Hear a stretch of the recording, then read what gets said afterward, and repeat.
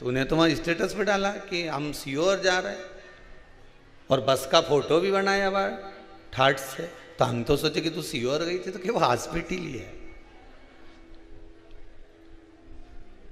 उस हॉस्पिटल में शरीर का इलाज होता है, इस हॉस्पिटल में मन का इलाज होता है।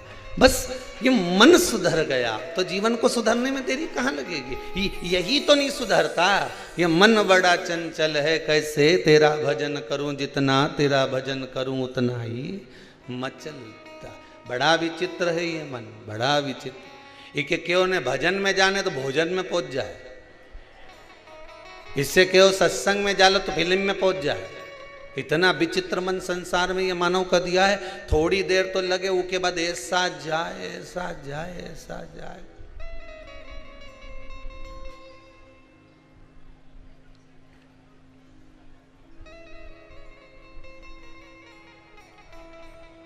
बस इस मन को भगवान में लगाने का प्रयास करें। वेदव्यास जी ने ये 24,000 श्लोक की शिव महापुराण की जो कथा दी है, ये हमारे कल्याण के लिए दी। वेदव्यास जी को कोई फर्क नहीं पड़ता, नहीं लिखते, वो तो अपनी माला जप लेते, स्मरण कर लेते, नेत्र बंद करके बैठ जाते, भगवान की भक्ति में डूब जाते और अपना कल्याण खुद कर लेते। करते कि नहीं करते? पर उन्होंने इस शिव महापुराण को 24,000 श्लोक को क्यों लिखा? दुनिया भर के उपाय इस शिव महापुराण में क्यों लिख दिए? महाभारत में तो कोई एक भी उपाय नहीं लिखा उन्होंने, भागवत जी में कोई उपाय नहीं लिखा उन्होंने, रामचरितमानस में किसी ने उपाय नहीं लिखा, सारे पुराणों में कोई उपाय नहीं लिखा। पर शिव महापुराण में 24,000 श्लोक में शंकर जी की पूजन का एक एक उपाय, एक एक महत्व लिख दिया कि इसको करने से ये लाभ होगा, इसके करने से ये लाभ होगा, इसके करने से ये लाभ होगा। क्यों? वेदव्यास जी से कोई पूछे कि तुमने सारी पुराण में ये उपाय नहीं लिखे, पर शिव महापुराण में इतने सारे उपाय क्यों लिख दिया? तो वेदव्यास जी कहेंगे कि जो घर का बाप होता है ना, वो अपनी औलाद को दुखी नहीं देख सकता, ये मेरी संतान है, ये दुखी ना रहे, इसलिए मैंने सारे उपाय, जैसे वसीयत लिखते हैं ना, डोकरा डोकरी लिखे कि नहीं लिखे? ये बूढ़ा बूढ़ा लोग, बुजुर्ग लोग जब मरने से पहले वसीयत लिखे हैं, बड़ा छोरा के ये 2 कमरा दिया कबेलू वाला, छोटा छोरा के इधर का 2 कमरा दिया, लिख दे वकील साहब, और मंझला छोरा के पीछे का बाड़ा दिया, लिख दो, और हमारी दोनों छोरियों के आधा आधा बीघा जमीन दी, लिखो। लिखा कि नहीं लिखा? तो घर के बुजुर्ग ने क्यों वसीयत लिखी? उसको मालूम था कि जब मैं मर जाऊंगा, मेरे प्राण छूट जाएंगे, तब इनको ये वसीयत मिलेगी, तो ये लड़ेंगे नहीं, झगड़ेंगे नहीं, अपनी अपनी जगह पे जाकर बैठ जाएंगे, और अपनी जगह पर जाकर बैठ गए तो ये किसी से नहीं झगड़कर अपने काम में लग जाएंगे, तो आगे चलकर तरक्की कर जाएंगे। नहीं तो प्रॉपर्टी का झगड़ा में अगर पड़ गए तो वो महाभारत देख लो। इसलिए बुजुर्ग लोगों ने अपनी अपनी वसीयत बना दी, उनने लिख दिया इधर का 2 कमरा इसका, इसकी जमीन ये, इसका भाड़ा ये, इसकी जमीन ये, उनने लिख के दे दिया कि ये आगे झगड़ा ना हो और इनकी जिंदगी संवर जाए। उसी तरह वेदव्यास जी ने भी शिव महापुराण में सारे टोटके लिख दिए कि यहाँ वहाँ मत जाना, झगड़ा मत करना, इधर उधर मत पड़ जाना, शंकर के चरणों में जाकर बैठ जाना, तेरी वसीयत यही है। बस इसको तूने एक बार अच्छे से पढ़ लेना। इस वसीयत को अगर तूने एक बार से पढ़ ली, इस महापुराण को एक बार अच्छे से सुन ली, तो ये पक्का है कि किसी में झगड़ा करने नहीं जाएगा और तू अपना है और अपना ही रह जाएगा, अपनी मस्ती में। कौन कहता है कि तुम ये करो ने वो करो? तुम तो शंकर ने जो कहा, वेदव्यास जी ने जो वर्णन करा, तुम तो वो उपाय करो, और करने वालों ने करा। ये लिख के आया 7 मई की शादी थी, हाँ हमें तो बुलाया ही नहीं। 25 अप्रैल को कोरोना हो गया, ओ राम। अब 25 और 7 में कितना अंतर रह गया? अप्रैल में कोरोना, कौन ने लिखा है? सर्वोच्च परिहार है कोई? कहाँ से आई है?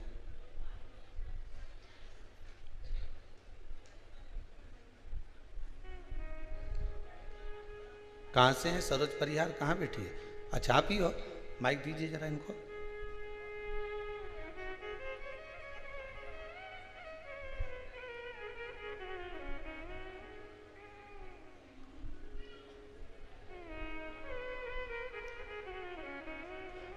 ये आपने लिखा है बहन जी भाई, इसमें लिखा है 7 मई की शादी थी आपके यहाँ। जी बोलिए। जी गुरु जी प्रणाम। कहाँ से आए हो आप? गुरु जी मैं जोधपुर से आई हूँ। जोधपुर से। माइक पास में लो। मेरे छोटे बहन की हस्बैंड को 25 अप्रैल को कोरोना हो गया और 7 मई की उनकी बेटी की शादी थी। माइक पास में लो माइक। और बड़े भैया की बड़े भैया को भी हुआ और छोटे जवाई को भी हुआ। 7 मई की शादी थी। मम्मी रो रो के परेशान हो गई कि मायरा भी बढ़ना है और हथले में कौन करेगा, कन्यादान में कौन बैठेगा। मम्मी खूब रोई और फिर मम्मी को मैंने रुद्राक्ष दिया। मैं रुद्राक्ष अभिषेक में आई थी। पहले आए हुए आप यहाँ? जी सर जी। मम्मी को रुद्राक्ष दिया। मम्मी खूब रो रो के रुद्राक्ष लिया हाथ में और बोला कि मेरे दोनों बेटे और जमाई सही होने चाहिए। दोनों 5 मई को बिल्कुल नॉर्मल रिपोर्ट आई और मायरा भरा और कन्यादान। शादी अच्छी हो गई, बाबा कृपा। मम्मी जी चल नहीं सकती है। मेरी मम्मी चल नहीं सकती, घुटनों में दर्द है। मेरे को किराया दिया आने जाने का। मैं मेरी ननंद भाई को लेके आई हूँ। अरे वाह वाह वाह, मम्मी किराया देकर लेकर आई। वाह वाह, बहुत बढ़िया। आज ही आई हूँ गुरु जी। मैं आज ही आई हूँ और यहाँ अभी आई हूँ। 2 दिन की कथा सुनूंगी और मम्मी ने किराया दिया कि आ और जाने का दोनों का। वाह वाह, मैं ऐसी माता को नमन करता हूँ जिन्होंने आपको कुबेरेश्वर धाम भेजा। बैठी बैठी। एक कोई ने लिखा है हम फतेहपुर से आए, भगवान ने हमारी सारी मनोकामना पूरी कर दी। कहाँ है फतेहपुर वाले? आप ही आए, माइक दो जरा इनको।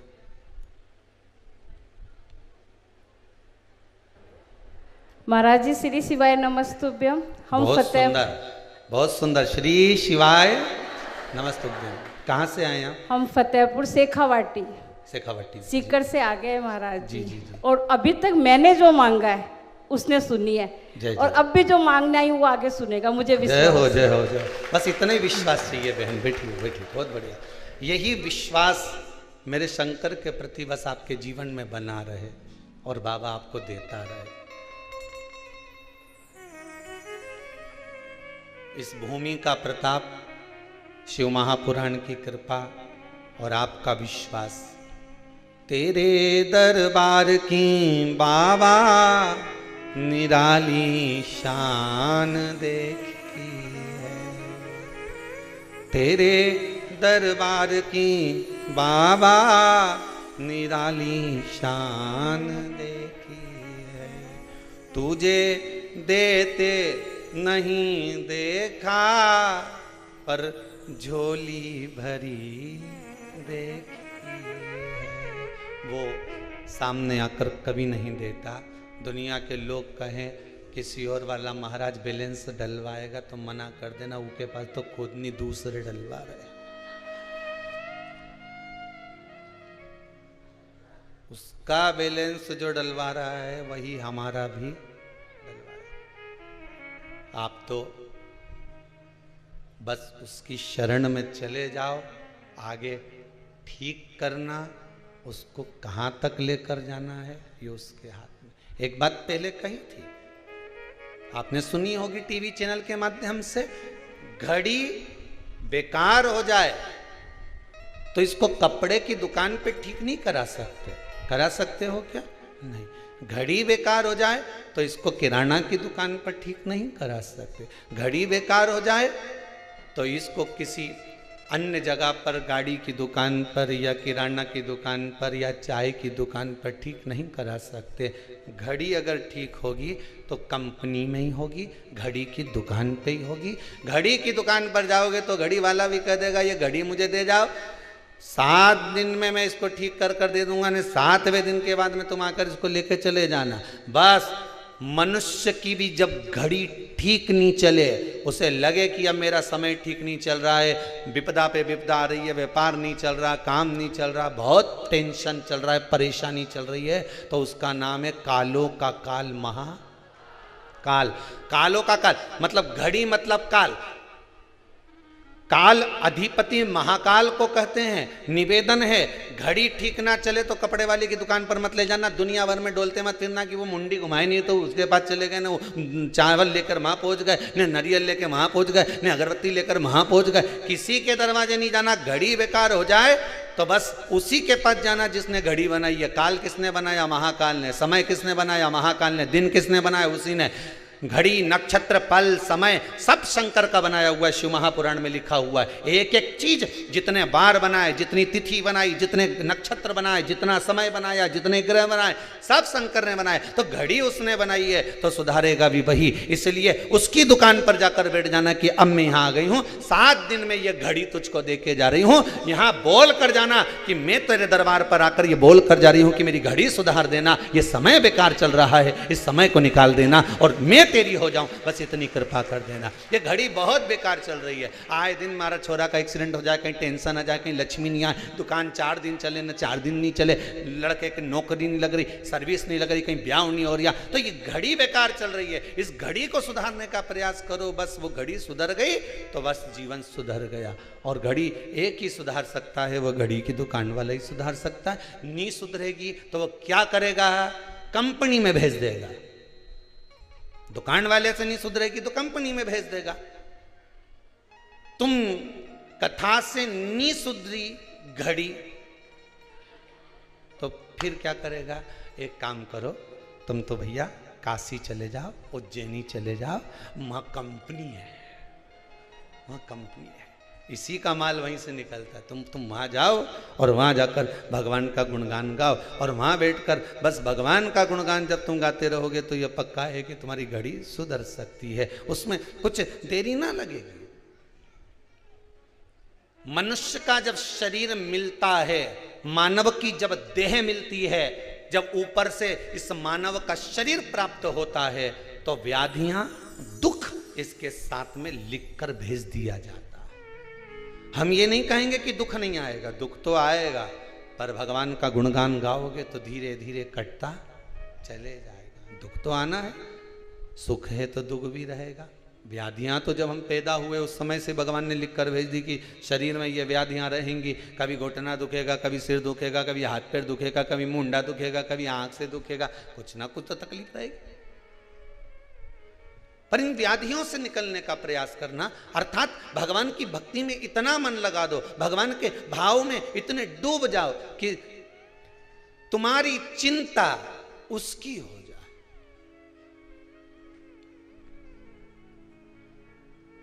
तुम्हारी चिंता उसकी हो जाए। ये संसार सब व्यर्थ। देख लिया संसार हमने, देख लिया, देख लिया संसार हमने, देख लिया, सब मतलब के यार हमने देख लिया, सब मतलब के यार हमने देख लिया। ये सारा संसार मतलब का केवल जो मिल रहा है हमें लूटने वाला ही मिल रहा है। जिस दिन माता के गर्भ से जन्म लिया उस दिन से लूट रहे हो, उस दिन से लूटे जा रहे हो। सब कोई मिलकर हमारा समय लूटे जा रहे हैं और वो बर्बाद होते चले जा रहे हैं।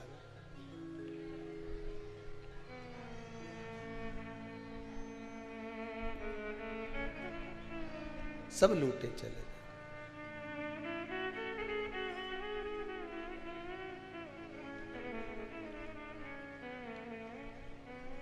संपूर्ण तन निरोग धन जेब में तब तक, तन निरोग धन जेब में तब तक, मन से सेवा करोगे जब तक, मानेगा परिवार हमने देख लिया, देख लिया संसार हमने देख लिया, सब मतलब के यार हमने देख लिया। ये शरीर अच्छा रहेगा तो बच्चे भी कहेंगे मम्मी जरा जाके चाय बना दो, तो शरीर अच्छा है, जाओ जरा रोटी बना दो, तो जाओ जरा ये कर आओ, तो और बीमार पड़ गए ज्यादा दिन तक, 2-4 दिन तुम्हारी बीमारी के तो कोई भी झेल लेगा नहीं, 8 दिन तक तो कोई भी झेल लेगा ना, 15-20 दिन तक जब पलंग पे पड़ जाओगे कौन झेलेगा। अब तो सब एक ही कामना करेंगे, बाबा अब इनसे बढ़ नहीं रहा, मुंडा से आवाज नहीं निकल रही, आंखों से दिखाई नहीं दे रहा, अब पानी घुटका नहीं रिया, अब तो भगवान से के भगवान कहीं कर दो। महाराज जी के फोन लगा के पूछा गीता जी का कौन सा अध्याय सुना दो कि डोकरी निपट जाए।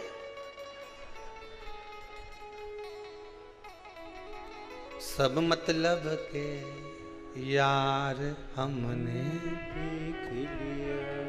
क्या करें, गीता जी का अध्याय सुना दिया, गजेंद्र मोक्ष की कथा सुना दी, गाय दान कर दी, ये दान कर दिया, वो दान कर दिया, इसके बाद भी प्राण नहीं छूटे। 4 बार तो नीचे सुला दिया गोबल्लीप के ने, वापिस डोकरी ठीक हो गई, सांस फिर चलने लगी, फिर ऊपर सुलाने 2-4 महीना बाद फिर नीचे। ये समझ में नहीं आए अब इनका करें क्या, कौन करेगा? जब तक 8 दिन 15 दिन तो कोई भी तुम्हारी सेवा कर लेगा, इसके बाद कौन करेगा, कौन करने आएगा? शिव महापुराण की कथा कहती है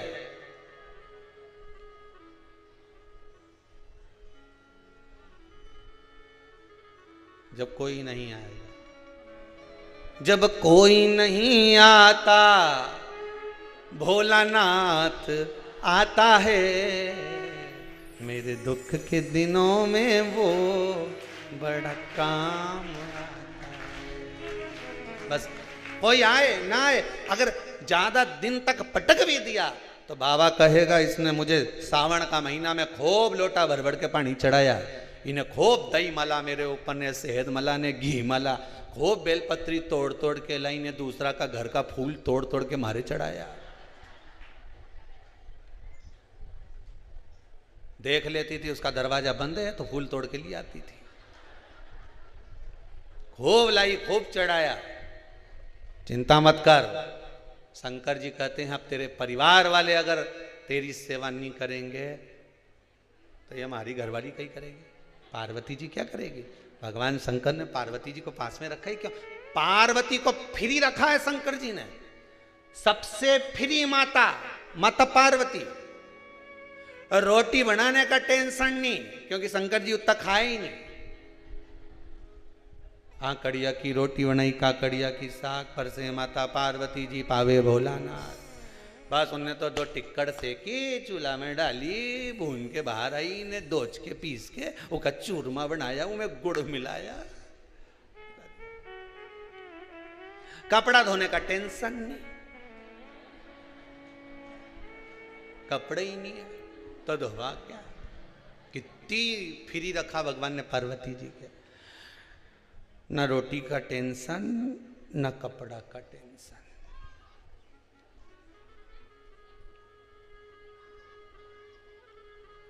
पार्वती जी को कहीं पानी भरने भी नहीं जाना, क्योंकि ऊपर से गंगा नित्य बह रही। क्या करना, बेबी टेंशन।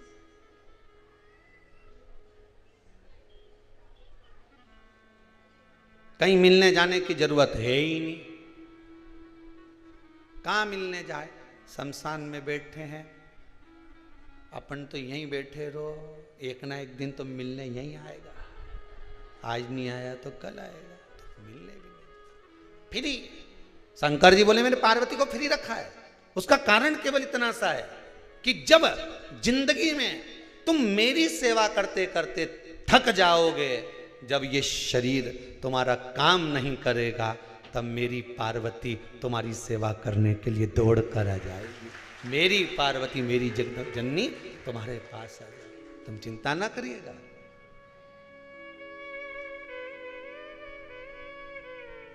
पहले तो भगवान से इतनी प्रार्थना करते रहना, भगवान एक कृपा कर रखना, अंतिम समय तक महाराज या पाँव चलाते रहिए ना, ये शरीर चलाते रहना, बस इतनी कृपा करके रखना कि शरीर से मैं दौड़ दौड़ कर कुबेरेश्वर धाम पहुंच जाऊं, उन्हें कथा सुनियाऊं, उन्हें भजन कर लूँ, उन्हें कीर्तन कर लूँ, उन्हें नाम जाप कर लूँ। इस शरीर को ऐसा बना कर रखना, ये शरीर पटक मत देना तू पलंग के ऊपर, कहीं ले जाकर खटिया पे पलंग पर पटक देगा, कौन करेगा? इसलिए भोलेनाथ जी से कहना प्रथम सुख निरोगी काया, सबसे पहला सुख है निरोगी काया, मेरे को निरोग बना कर रखना, शरीर अच्छा रखना तो मैं भजन कर सकूंगी, स्मरण कर सकूंगी।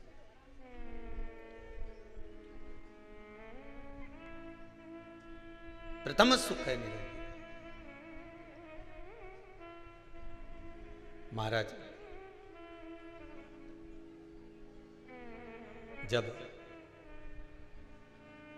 हिरण्याक्ष चला गया, अंधकासुर मर गया, तब हिरण्यकशिपु तप करने गया और वर मांगा, ना नीचे मरू ना ऊपर मरू ना अंदर मरू ना बाहर मरू ना अस्त्र से मरू ना शस्त्र से मरू ना दिन में मरू ना रात में मरू ना नर से मरू ना पशु से मरू और ना ही 12 महीना में मरू।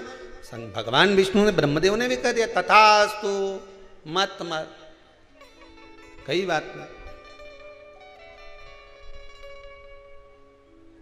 अच्छा, मरने वाला ज्यादा सुखी कि नी मरने वाला ज्यादा सुखी? बोलो जरा, है मरने वाला ज्यादा सुखी ना, कि एक अवस्था आई चले गए। अब जो नी मरने वाला है वो के पूछे बापड़ा उनकी खाल ऐसी झुल्ली झुल्ली हो जाए, लटकन लगे, आंख से दिखे नहीं, हागड़ा हो, जितना शरीर का मांस सब सूखी गया, पलंग पे ऐसी बैठी रहे जैसे उल्लू बैठे है, शरीर काम 100 साल हो गए, हमारी अम्मा अभी तक है, खा रही है बिल्कुल, रोटी भी खाए ना, हमारा प्राण भी खाए।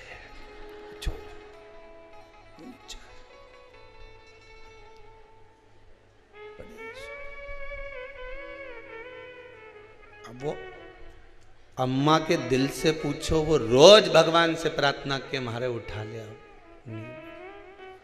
अब नहीं रहना चाह, उठा ले मेरे को। भगवान के 2 वर थे, आयुष्मान भव और चिरंजीवी भव। तू हमेशा मांगती थी, लोगों से कहती थी तो एक ही बात कहती थी, काकी जी हमारे आशीर्वाद दे आयुष्मान भव होने का। काकी जी ने आशीर्वाद दे दिया आयुष्मान भव। उम्र बढ़ गई, शरीर वैसा की, केवल उम्र बढ़ी है, शरीर नहीं। अगर तू आशीर्वाद मांगती चिरंजीवी भव, तो चिरंजीवी में यह होता कि जैसी आज है मरते समय तक ऐसी कैसी बनी रही जाए, ऐसी कैसी बनी रहना। हमें आयुष्मान होने का आशीर्वाद नहीं चाहिए, हमें चिरंजीवी भव होने का आशीर्वाद चाहिए कि हम चिरंजीवी जैसे आज हैं वैसे कि वैसे अंत समय तक रहें। हनुमान जी को चिरंजीवी होने का वर दिया था, मार्कंडे बाबा को चिरंजीवी होने का वर दिया था। हम जैसे वैसे जैसे आज है वैसे अंतिम समय, भगवान से प्रार्थना करो कि जैसा मैं आज हूं वैसा कि वैसे रहना चाहिए। हम अच्छा दिखे ना, हम परमात्मा से मांगे तो कुछ अच्छा मांगने का प्रयास करें ना, कुछ अच्छा ढूंढने का प्रयास करें। अरे भाई, शिव महापुराण की कथा कहती है घी नकली है, कहीं का कह दे ये सोना नकली है, कहीं का कह दे ये चांदी नकली है। घी नकली होना होन दो, सोना नकली है होन दो, चांदी नकली है होन दो, पर दृष्टि नकली नहीं होना चाहिए, दृष्टि असली होना चाहिए, जिससे तुरंत परख में आ जाए कि नकली है कि असली। सबसे टेंशन की बात तो यह है कि लोगों ने अपनी दृष्टि को नकली कर लिया। दृष्टि नकली हो गई, असली नकली नजर आता है और नकली जम के बोलो असली नजर आता है। जो असली का सोना है ना वो तो लगे कहीं चमके सोना, असली का सोना तो क्या नकली है, और नकली का कहीं का लाके पटक जाए, लो साहब ये सोना ले लो, मेरे पास तो तेरा फालतू का आ गया था, मैं तो कम में बेच रही हूं, और नकली टिका के चले गया। तो क्योंकि असली ये असली। यशोदा जी के साथ भी यही हुआ। बा पूतना आई, क्या जोरदार रूप धर के आई, तो क्या कि ये असली गोपी है, और शंकर जी आए तो क्या कि ये नकली है। यशोदा जी के साथ भी हुआ। पूतना आई और आते से ही बोली यशोदा रानी मैं ब्रज की गोपी हूं, मुझे ब्रज की गोपी हूं, मैं पूतना, मैं ब्रज की गोपी, थोड़ा सा कुछ लेने के लिए आई हूं, बधाई दे दो। और यशोदा जी ने तुरंत अपने लाला को गोदी में दे दिया पूतना की, ले बहन इसको संभाल, मैं तेरे लिए बधाई लेकर आती हूं। पूतना की गोद में ठाकुर जी को दे दिया। ठाकुर जी ने कानों से सुन लिया, मेरी मैया ने इसको बहन बोला है, और मेरी मैया की बहन है तो मेरी मासी है। भगवान को क्या मालूम था कि गले की फांसी है? वो तो समझे मासी है, उनको क्या मालूम था? बहन कह दिया। पूतना आई, बालक गोदी में दे दिया, और भगवान शंकर आए तो नीदू, ये कहीं का बाबा लग रहा है, जरूर मुझे तो लगे कि ये कहीं का असुर है, ये तोक के ले जाएगा भगवान के। अब जो आई थी वो राक्षसी थी, ये आया है तो देव अधिदेव महादेव।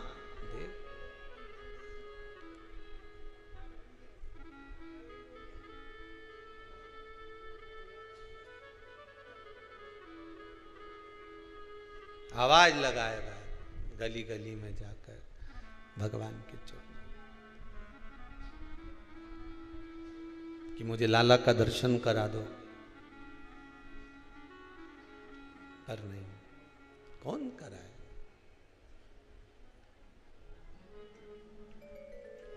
एक बार तो मुझे ठाकुर का दर्शन करा दो।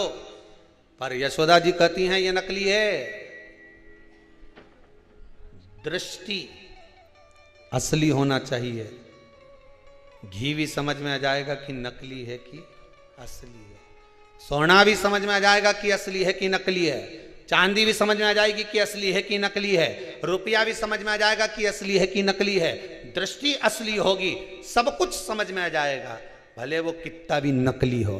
पर हमने आज के इस घोर कलयुग में अपनी दृष्टि को नकली बना लिया, तो जो असली है वो नकली नजर आता है, और नकली है वो असली नजर आता है।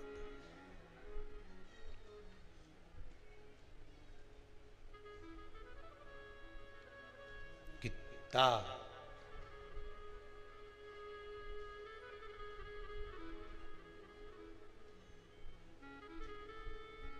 फिर वही वाली बात आ गई। बड़ के पेड़ के नीचे एक भेरू जी का ओटला, इतना बड़ा बड़ा भाटा पत्थर, सब पे सिंदूर पुता, सब बड़ का पेड़ के नीचे, पीपल का पेड़ के नीचे रखा। पढ़ा लिखा लड़का जा रहा था अपना गांव पिताजी के साथ मोटरसाइकिल पे। उन्हें पिताजी से पूछ लिया ये क्या रखा है? वो तो आया था पढ़ के, ये भेरू जी का ओटला है। अच्छा, तो इतना सारा भाटा रखा, इतना सारा पत्थर रखा, सफेद सिंदूर पुता है, इसमें असली भेरू कौन सा है? तो पढ़ा लिखा छोरा ने जब पिताजी से प्रश्न किया, पिताजी कुछ बोल नहीं पाए, मुझे नहीं मालूम, तो थारा दादाजी से पूछना। गांव गया, दादाजी के प्रणाम किया, मन में प्रश्न था, पूछ लिया, इस ओटले पर इतना सारा भेरू रखा है, सब पे सिंदूर पुता है, इसमें असली भेरू कौन सा है? तो कि हमारा जमाना में 90 साल पहले बीच में जो इतना बड़ा भाटा धरी है नहीं, बस उसी पे लोग सिंदूर पोतते थे, उसी के माला पिनाते थे, उसी के चूरमा का भोग लगाते थे। और ये बाकी का इतना सारा भाटा रखा है, सब पे सिंदूर पुता है, तो कि लोग साथ में रुमाल नहीं लाते थे, सिंदूर पोतने के बाद एक भाटा उठाए नहीं तो पोंछ के पटक जाते थे, फिर एक भाटा उठाया ने पोंछ के पटक गए, फिर भाटा उठाया ने पोंछ के पटक गए। इतना भेरू इकट्ठा हो गया कि असली भेरू तो बेचारा बीच में ही रह जाए, सब पुता हुआ उन पे पोत पोत के चले जाए। अब असली कहीं छुपा है और नकली नकली इकट्ठा हो गया, ढेर नकली।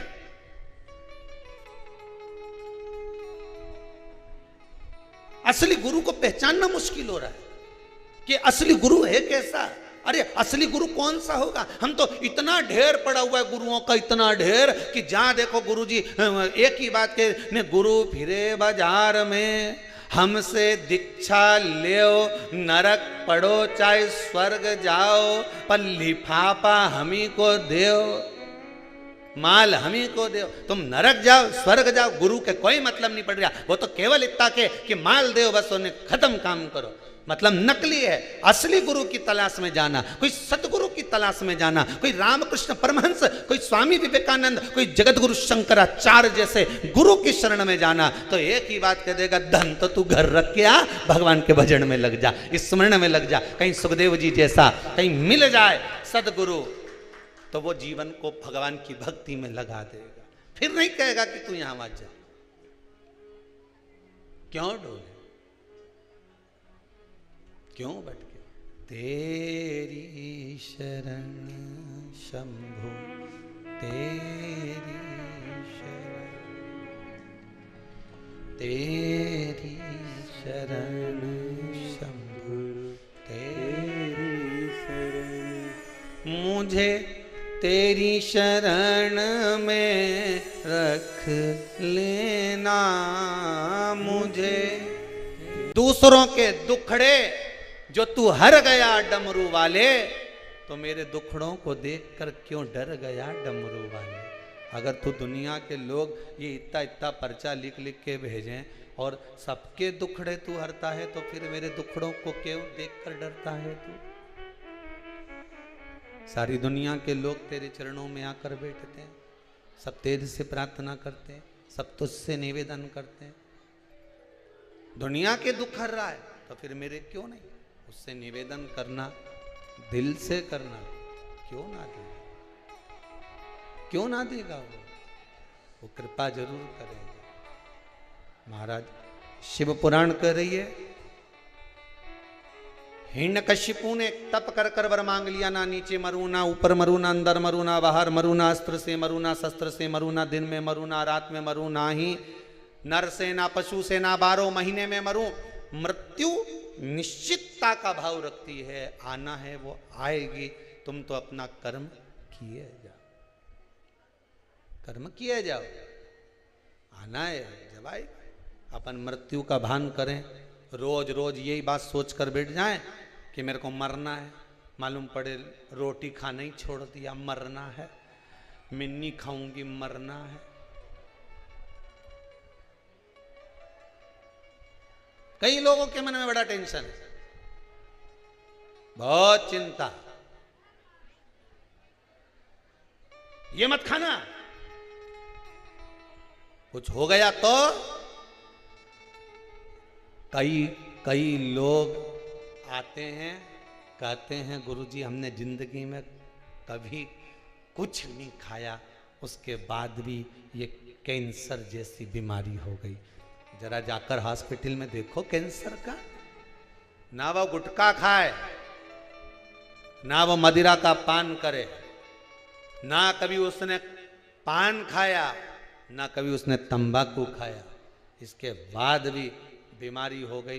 पूछा गया कि फिर इसको बीमारी कैसे हो गई, फिर इसको रोग कैसे हो गया, रोग का कारण क्या है, क्यों हुआ, किस लिए हुआ, क्या कारण था जो इसको मनुष्य शरीर में रोग हुआ, क्या हो गया। शिव महापुराण कहती है, गरुण पुराण कहती है, स्कंद पुराण कहती है, ये आज का रोग नहीं है, ये पुराना है। जब पूर्व में किसी के घात दी होगी, किसी के हृदय को चोट दी होगी, कोई ऐसा प्रहार कर दिया होगा, किसी के विश्वास को, भरोसे को, दृढ़ता को कहीं किसी न किसी रूप में किसी के धन को खाकर दिया नहीं होगा, तो वो इस शरीर में आकर चुकाना पड़ता है। कहीं पाँव, कहीं हाथ, कहीं ये काम नहीं करे, कहीं ये काम नहीं करे, कहीं ये नहीं करे, कहीं मुंडा नहीं करे, कहीं ये मुख नहीं करे। क्यों, किस लिए? तुमने ना कोई गलत काम करा, ना तुमने कभी कोई गलत कृत्य किया, ना तुमने कभी गलत खाया, ना कोई गलत पिया, इसके बाद ये बीमारी कैसे आ गई, इसको ऐसा रोग कैसे आ गया, ये तो कहीं जाए नहीं, आए नहीं, किसी से मिले नहीं, जुले नहीं, फिर रोग कैसे आ गया। उसका कारण है हमारा आज का नहीं। मत बुरे कर्म कर बंदे वरना पछताएगा, भगवान की आंखों से तू बच नहीं, तू बच नहीं। फिर वही वाली बात आ गई, तेरा क्या होगा रे कालिया। आई बीमारी, रोग आया, कष्ट आया, दुख आया, ये किसी दूसरे ने नहीं दिया। तुम भगवान को दोष मत देना कि भगवान तूने क्या कर दिया। युद्ध के मैदान में जिस समय पर राम भगवान का युद्ध रावण से चल रहा था, आप सबने रामायण देखी है? अरे बोलो तो जम के, देखी है नहीं? जिस समय युद्ध के मैदान में रावण से युद्ध चल रहा था, जितने युद्ध के मैदान में जितने भी लड़ने के लिए राक्षस आ रहे थे, वो राम जी को देखकर भगवान विष्णु का दर्शन कर रहे थे। केवल एक रावण अकेला था जो भगवान राम को केवल राम मान रहा था, उसने भगवान विष्णु का दर्शन नहीं कर पाया। उसने केवल राम माना, एक सांसारिक मनुष्य माना। पर जितने युद्ध करने रावण के साथ आए, वो सब देख रहे हैं भगवान है, भगवान है, भगवान है, भगवान है। सब पांव पड़े। युद्ध करने से पहले ध्यान राम जी की ओर है, बाण छोड़ने से पहले, प्रहार करने से पहले ध्यान राम जी की ओर है, क्योंकि उनकी चित्त वृत्ति में भगवान का दर्शन हो रहा था। रावण के भीतर इतना अहंकार भरा हुआ था, इतना काम भरा हुआ था, इतनी आसक्ति भरी हुई थी, इतनी तृष्णा भरी हुई थी कि भगवान सामने खड़े थे तो भी नहीं पहचान पा रहा था कि ये भगवान है। तो भी उनको लग रहा था इंसान, तो भी नहीं पहचान।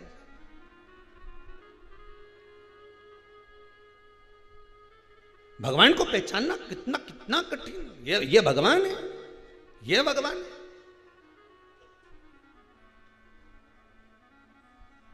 अरे कई लोग तो कह भी देते हैं बात बात में, ज्ञान देने वाले बहुत मिलते हैं रे राम जी, तुमको भी मिले होंगे और तुम्हें नहीं मिले होंगे ना तो तुम्हारे छोरा छोरियों के मिला होगा।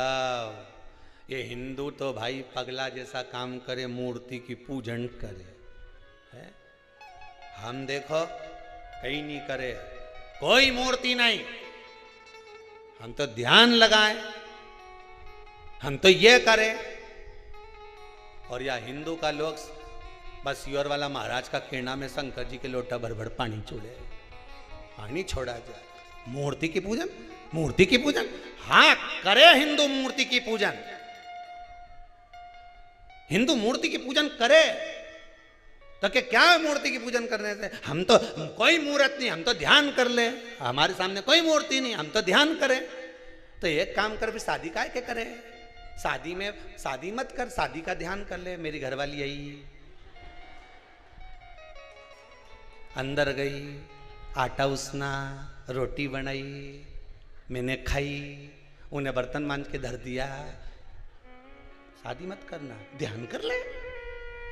हिंदू मूर्ति की पूजन करे तो विरोध करें, हिंदू मूर्ति की पूजन करे। हिंदू मूर्ति की पूजन इसलिए करे कि शादी करो तो स्त्री का होना जरूरी है, केवल ध्यान से स्त्री काम नहीं करे। दादा आई थी, पहुंच गई थी, रोटी बनाई ली थी, खाना बना के मेरे को खिला गई, फिर शादी काहे को करे? शादी करने के लिए स्त्री चाहिए। उसी तरह हिंदू को भगवान की भक्ति करने के लिए मूर्ति चाहिए, मूर्त सामने होना चाहिए। तुम्हारा कहना से चल जाए। हम मूर्ति की पूजन नहीं करते, हिंदू करता है मूर्ति की पूजन। ध्यान करने से कपड़ा नहीं धुल जाए, कपड़ा या बाजू में धर दो, ध्यान कर ले। हमारी घरवाड़ी आ रही है, कपड़ा धो रही है, बर्तन मांज रही है, ओए धुले। अरे बोलो तो, जब वो सामने ही नहीं तो कहां से धुल जाएगा? अरे बोलो तो सही। बातों मायका में बैठी और तुम बाथरूम में रख के बैठे। आलोट के आजा बिमला मने थारिया, सारा कपड़ा पड़ा मेरा,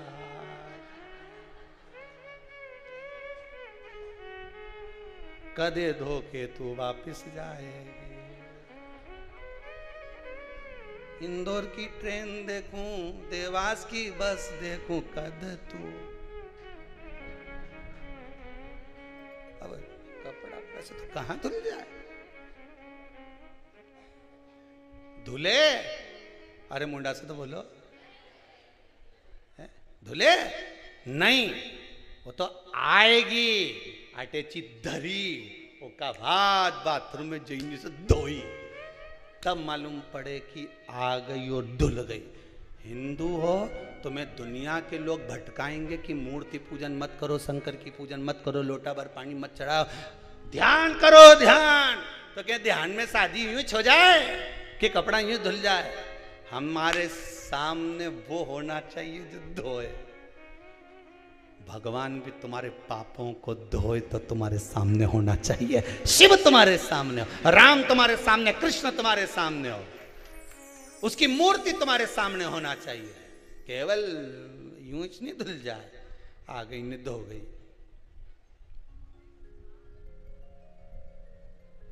धुले सो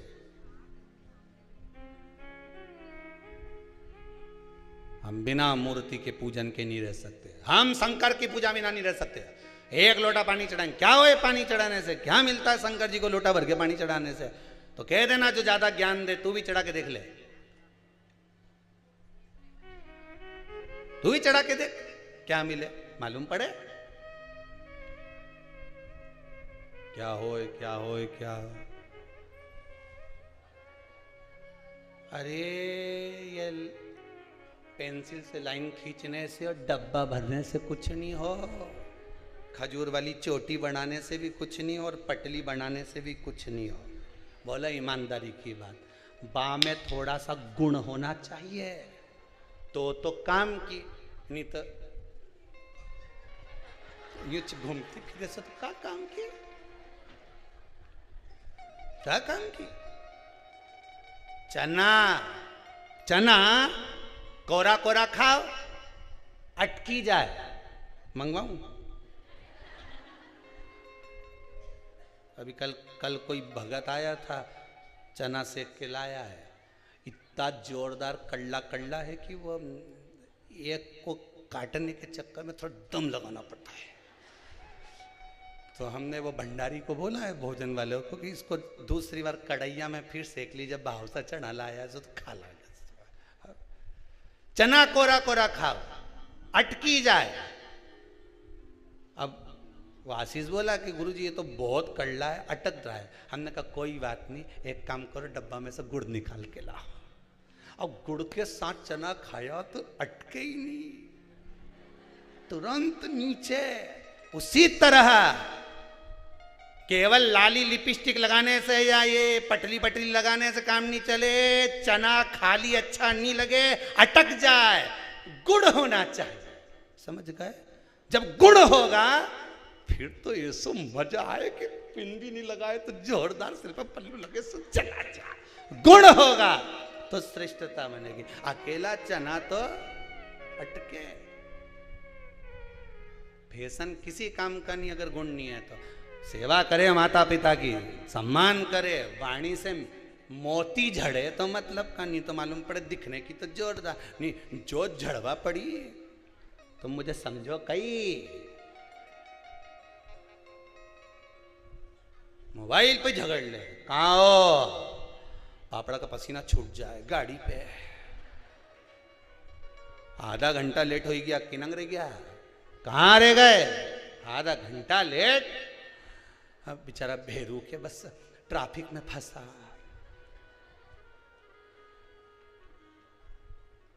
बाजू में कौन खड़ा है? ऑटो वाला। बात कराओ कौन सा ट्रैफिक पे हो। ऑटो वाले से के थारा पांव पड़ ऊपर बात कर ले। तो ऑटो वाले से झड़के बोले, पहचाने मारे? ऑटो वाला बोले, वो जी रेंदे दादा, कई करूं थारे पहचान के, क्या करें। गुण होना चाहिए। क्या होना चाहिए? अकेला चना तो अटक जाएगा, केवल दिखावे का फैशन होगा तो अटक जाएगा, केवल दिखावे की भक्ति करोगे तो अटक जाएगा। भगवान दिखावे से कभी प्रसन्न नहीं हुआ। मेरा शंभू को दिखावा चाहिए ही नहीं। शंकर जी के मंदिर में कौन सा दिखावा दे? किसी सारे मंदिरों में जाकर देखना, चांदी की थाली में 56 भोग लगे, नहीं ये भोग लगे ना वो भोग लगे। कभी तुमने सुना शंकर जी के मंदिर में 56 भोग लगा? शंकर जी बोले हमारे 56 भोग की जरूरत ही नहीं, एक ही ला दे, वो कांटा वाला धतूरा, बस फिर देख मारा कमाल। एक धतूरा ला के मेरे को धर दे, एक के बाद। और मुझे जो भोग लगे वो दुनिया नहीं खा सकती, और दुनिया जो खाए वो मैं नहीं खा सकता। शंकर जी बोले ये 56 भोग तुम खाओ, मुझे नहीं चाहिए। मेरा जो भोग है वो ला के दो, मुझे धतूरा ला दो, घोटा ला दो। बेलपत्री ला दो, समी पत्ता ला दो। जो मुझे चढ़े वो लाओ ना, जो मैं खाऊं वो लाओ, जाओ। नहीं चाहिए मुझे फालतू का सामान। कहां से लाऊं चंदा, कहां से लाऊं सूरज, कहां से लाऊं तारे, आकाश जड़े रे। ओ भोले तेरी सेवा हमसे ना बनी रे।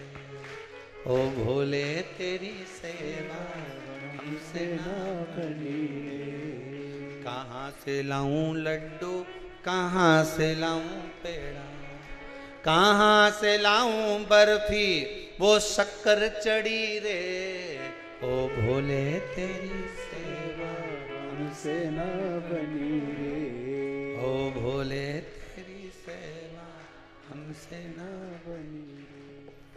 कहां से लाऊं गंगा, कहां से लाऊं यमुना, कहां से लाऊं सरयू, अयोध्या पड़ी रे। ओ भोले तेरी सेवा हमसे ना बनी रे। कहां से लाएं हम तुझे कैसे रिझाएं, हम तुझे क्या लाएं।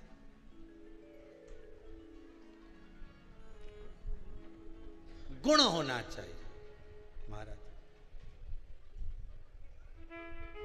हनुमान जी के लिए लिखा है, विद्यावान गुणी अति चातुर, राम काज करिवे को आतुर, प्रभु चरित सुनवे को रसिया, राम लखन सीता मन वसिया। जब गुण आ जाता है तो भगवान राम का दर्शन हो जाता है। अष्ट सिद्धि नव निधि के दाता हैं हनुमान जी महाराज। लिखा है, अष्ट सिद्धि नव निधि के दाता असबर दीन, राम रसायन सदा रहो। अब विचार करिए, जिनके पास में अष्ट सिद्धियां नव निधियां हो, सब कुछ है, उसके बाद भी हनुमान जी की स्तुति कर रही है। विद्यावान गुणी गुणी गुणी अति चातुर। मतलब सब कुछ हो, तुम्हारे घर में गाड़ी हो, बंगला हो, वैभव हो, सत्ता हो, तुम मंत्री बन गए, संतरी बन गए, कलंतरी बन गए, तुम्हारी को मर्जी पड़े जो बन जाओ, अगर गुण नहीं होगा तो तुमको कौन पूछेगा। राजा के सिंहासन पर बैठ जाओ, कुर्सी पर बैठ जाओ, अध्यक्ष उपाध्यक्ष बनकर बैठ जाओ, गुण होगा तो लोग पूछेंगे, गुण नहीं होगा तो कौन पूछेगा। विद्यावान गुणी अति चतुर, राम काज करिवे को आतुर, प्रभु चरित सुनिवे को रसिया, राम लखन सीता मन वसिया, सूक्ष्म रूप धरि सियहि दिखाओ, विकट रूप धरि लंक जराओ। आपके भीतर गुण होना चाहिए। साहब मेरा छोरा बड़ा गुणी है, साहब मेरी छोरी बड़ी गुणी है, मेरी बहू बड़ी गुणवान है। गुण कौन सा होना चाहिए? सबसे पहला गुण कौन सा है? सबसे पहला गुण कौन सा है? उसकी नम्रता। कौन सा गुण है? जम के बोलिए जरा। नम्रता। जितने आस्था पर कथा सुन रहे हो, जितने मोबाइल पर कथा सुन रहे हो, आज कथा का 6ठा दिन है, कल कथा विराम हो जाएगी। इस व्यासपीठ से केवल इतना सा निवेदन करूंगा, हनुमान जी की स्तुति करने से पहले एक बात याद रखना, अष्ट सिद्धि नवनिधि श्री हनुमान जी के पास थी, पर सबसे बड़ी निधि थी गुण। हनुमान जी के पास में गुण था। चना अकेला खाओगे अटक जाएगा, गुड़ के साथ खाओगे अटकेगा नहीं। गुण तुम्हारे भीतर होना चाहिए। जब भीतर गुण होगा कुछ अच्छा होगा। सबसे पहला गुण है तुम्हारी नम्रता। झुकना सीख जाओ। एक नदी ने समुद्र से जाकर कहे, समुद्र सुन, मैं बहुत बड़ी नदी हूं, बहुत वैभव है मेरा, बहुत वैभव, बोल तुझे क्या चाहिए। समुद्र के मुझे कुछ नहीं चाहिए, मेरे पास सब रखा है, रतन माणिक मोती सोना चांदी हीरा पन्ना सब समुद्र में। कोई निकालने वाला चाहिए? शिव महापुराण में तो सब कुछ धरा है, निकालने वाला चाहिए? कहने वाला तो कह देगा कि काली मिर्ची कहां लिखी है, निकालने वाला चाहिए? पढ़ो 57वें नंबर का श्लोक 14वें अध्याय का निकालो और पढ़ो, निकालो। समुद्र पार है, निकालना होगा। समुद्र में डूबोगे मर जाओगे, शिव पुराण में डूबोगे तर जाओगे। ये वो समुद्र है, निकालो, एक एक अंश निकालो शिव महापुराण का कि सरसों चढ़ाने से क्या होता है, काली मिर्च चढ़ाने से क्या होता है, शिव जी पर लौंग चढ़ाने से क्या होता है, सफेद पुष्प चढ़ाने से क्या होता है, सरसों का फूल चढ़ाने से क्या होता है, शमी पत्र चढ़ाने से क्या होता है, बेल पत्र चढ़ाने से क्या होता है। एक एक चीज निकालिए, निकालो।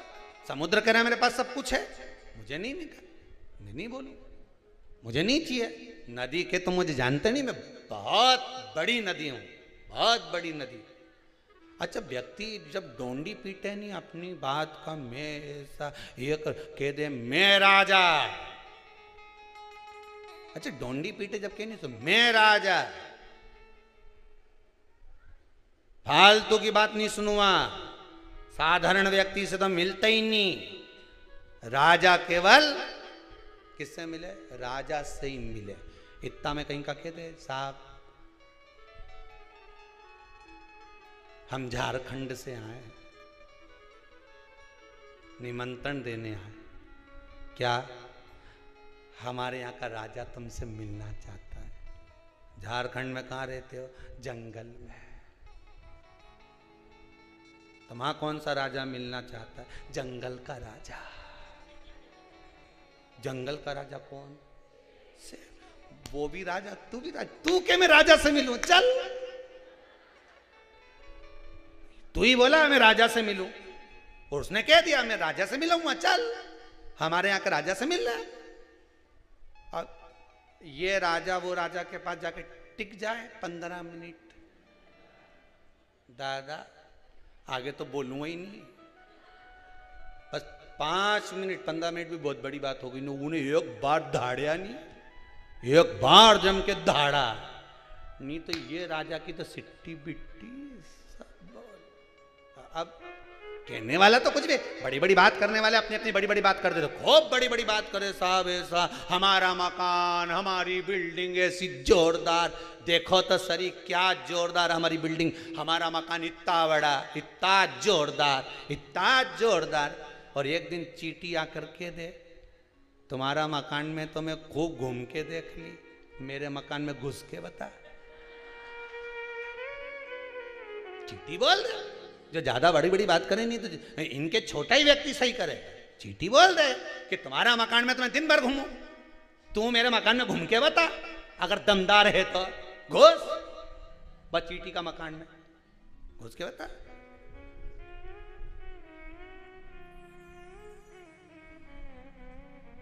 कौन जाएगा? बड़ी बात कहना सरल, बहुत सरल। कहने वाला तो कह दिया, कही देखे। नदी ने कहा समुद्र से, मैं विशाल नदी, मांग तुझे क्या चाहिए। समुद्र ने मना कर दिया, मुझे कुछ नहीं, नहीं तुझे मांगना तो पड़ेगा। समुद्र ने कहा हरी हरी दूबा ला कर दे दे, घास ला कर दे दे।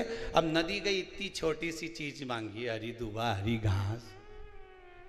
नदी ने अपने घाट पर जो दूबा घास लगी थी अपने पानी से तोड़ना चालू करी। पानी की लेयर ले जाए, उछाले, फिर उछाले, फिर ला।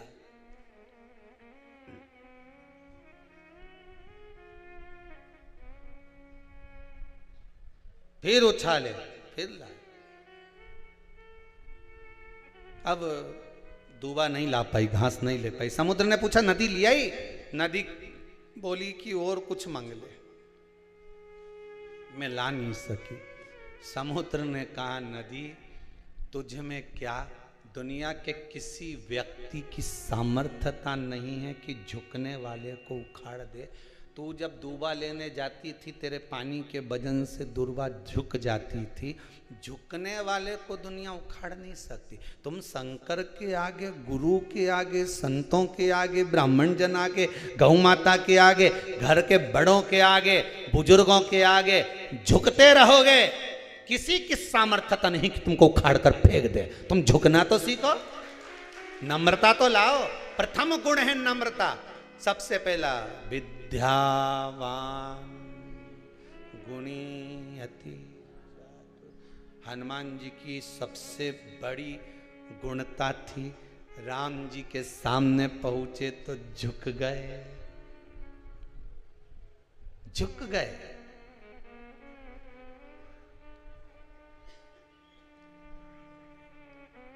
मेरे हनुमान ब्राह्मण का रूप रख कर गए थे। सबसे पहले जब सुग्रीव के दरवाजे पर राम जी पहुंच रहे थे, ब्राह्मण का रूप रख कर गए और राम जी के सामने झुक गए। राम क्षत्रिय है, हनुमान ब्राह्मण बनकर गए। दुनिया के लोगों ने कहा बताओ ब्राह्मण होकर क्षत्रिय के आगे झुक रहा है। नहीं नहीं नहीं नहीं, झुकना गुणवान की निशानी है। जो गुणी होगा, विद्यावान गुणी। अब यहीं देख लो, रावण में कहीं का गुण था? विद्वान था रावण। आज भी लोग कहते हैं बहुत विद्वान था रावण। रावण संहिता में लिखा है रावण बहुत विद्वान था, पर गुणी था? अगर गुणी होता, झुकना सीख जाता, तो राम जी के चरणों में जाते इसी दंडवत कर लेता, प्रणाम कर लेता, साष्टांग कर लेता और झुक कर कहता प्रभु गलती हो गई, क्षमा चाहता हूं, बहुत बड़ी गलती हो गई प्रभु, नाथ मुझे क्षमा कर दो। अगर गुणवान होता तो पूरी लंका को बचा लेता, गुणवान होता पूरे वंश को बचा लेता, गुणवान होता सोने की नगरी को बचा लेता, गुणवान होता तो अपने भाई को लात मार कर नहीं निकालता, गुणवान होता तो अपने बच्चों को बचा लेता, गुणवान होता तो परिवार को नष्ट होते हुए नहीं देख पाता। पर गुण नहीं था। नहीं, और यह गलती तुम मत कर जाना रे, जितना लोग कथा सुन रहे हो शिव महापुराण की, यह गलती मत कर जाना। गुणवान व्यक्ति का सबसे पहला लक्षण होता है नम्रता। झुकना सीख जाओ, बस सब कुछ हो गया। ये दांत इतना अकड़े नहीं, सबसे पहले यही गिरे। ये खाऊं खाऊं करे नहीं, ज्यादा अकड़े, ये सबसे पहले यही गिरे। और जीवान कहीं गिरे नहीं। कहीं तुमने सुनी है कि वो की जीवान गिर गई पापड़ी की? कहीं तुमने सुना हो जीवान कहीं गिरी हो तो बता। दांत तो कहीं का भी कहते हैं, उनका सोफा सेट निकली गया, उनका सारा दांत निकल गया, पर जीवान कहीं गिरे नहीं। उसमें नम्रता है, झुकती है, वो नम्र रहती है और झुकना सीख गई वो जीवान। इसलिए बचपन से लेकर मरा तब तक जीवान नहीं गिरी। पर जितना अकड़ता था नहीं ये घोड़िया, खूब अकड़े, खूब पांव अकड़े, खूब दे लात खींच खींच के, एक धुआं नहीं धर के बुढ़ापा में अकड़ता था। टीवी में देख लो, कोई सा तेल मिल रहा हो तो मंगवा लो। अब टीवी में दिन भर वह तेल ही बिके, उनके मालूम है खूब अकड़ा है, अब हमारे तेल काम आएगा। टीवी जब जब खोले तो कहीं का ना कहीं का तेल बेचने वाला मिल ही जाए, ऑनलाइन बुलवा लो तेल, गोड़िया मिलेगा। ये कमर पीठ खूब अकड़ती थी, तुम क्या जानो, ऐसा 4-4 बोरा तो हम पीठ पे तोक के ले जाए, खूब अकड़ा। अब बापड़ा यूंच पड़ा, अब नहीं बने मार से दादा। अब तो लोग कह रहा है कि गांव में कोई मर गया, वो के कंधा दे दादा, मुझे कंधे की जरूरत है, तू दूसरे को दिलवा रिया है। शमशान तक तोक के ले गया तो लोग मुझे वहीं जलाएंगे। नीचो अकड़े,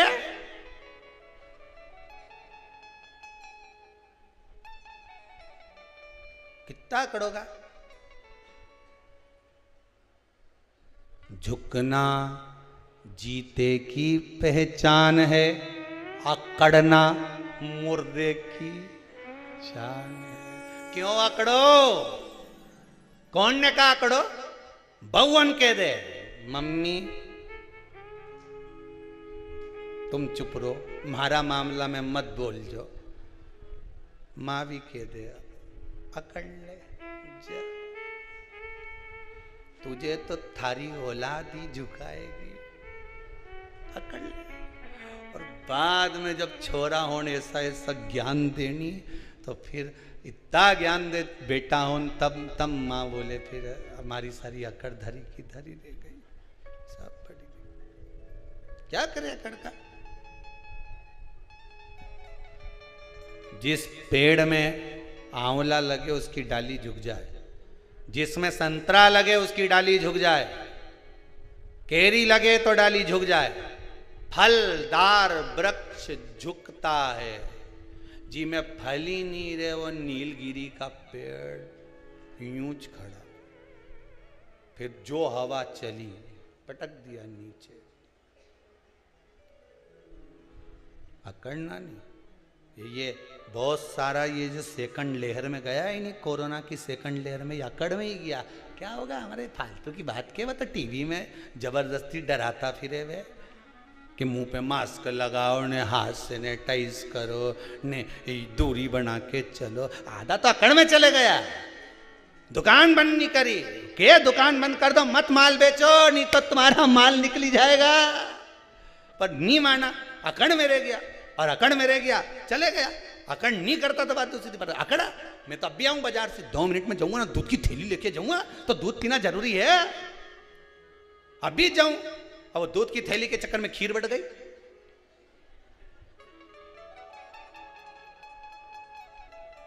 और क्यों किसी और वाला महाराज तो आड़ी तड़ी कथा बाचे।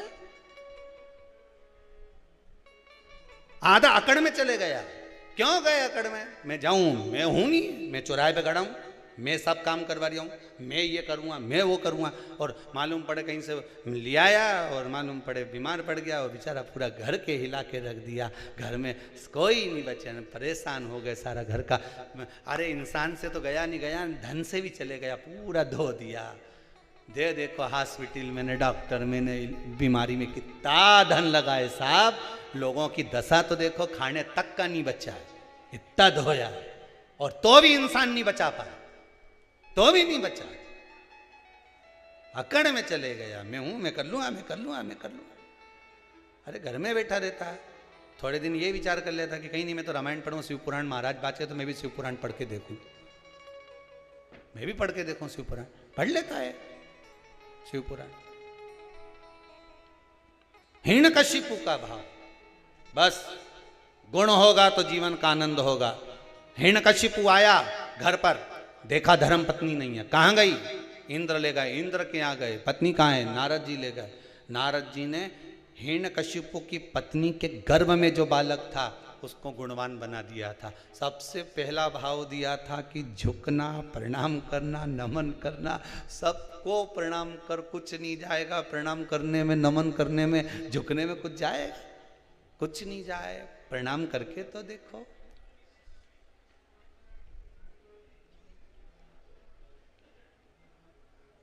प्रणाम करो, क्या जाएगा झुकने में? कुछ नहीं, सब मिल जाएगा। और झुकते, तेरा ही दिया मैंने खाया पिया है, तेरा शुक्रिया है, तेरा शुक्रिया है। झुक लो उसके आगे। जब जब मेरे देवाधिदेव महादेव के यहाँ जाना, जब जब देवाधिदेव महादेव के यहाँ जाना, केवल दूर से प्रणाम नहीं, एक बार अपना मस्तक उसकी चौखट पर रख कर आना। इसकी रेखा हो सकता है टेढ़ी हो तो उसकी रज लगकर सीधी हो जाए, उसकी रज लगकर, रज लगकर सीधी।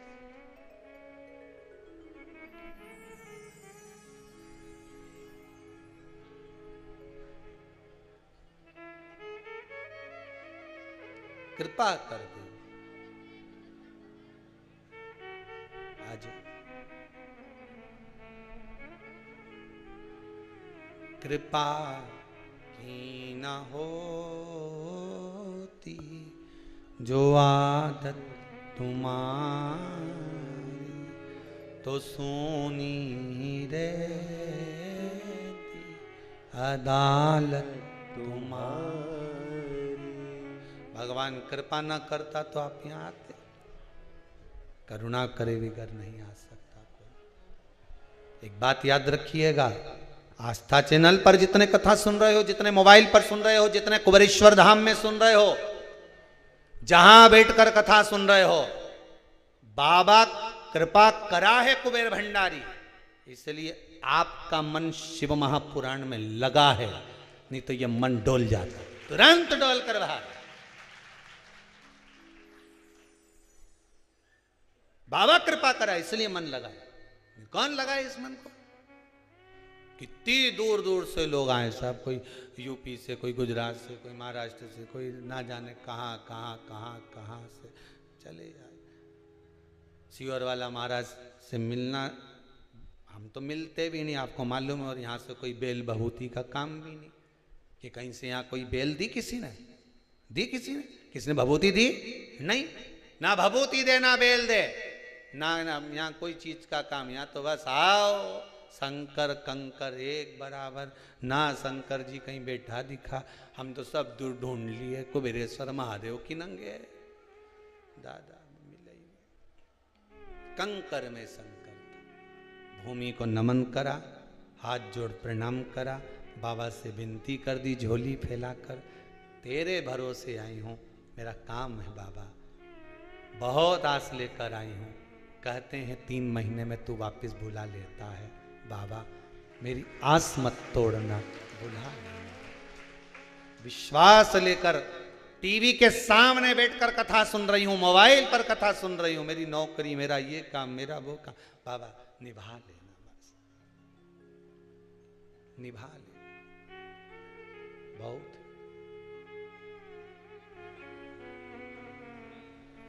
और तू कृपा करेगा तब जाकर होगा महाराज,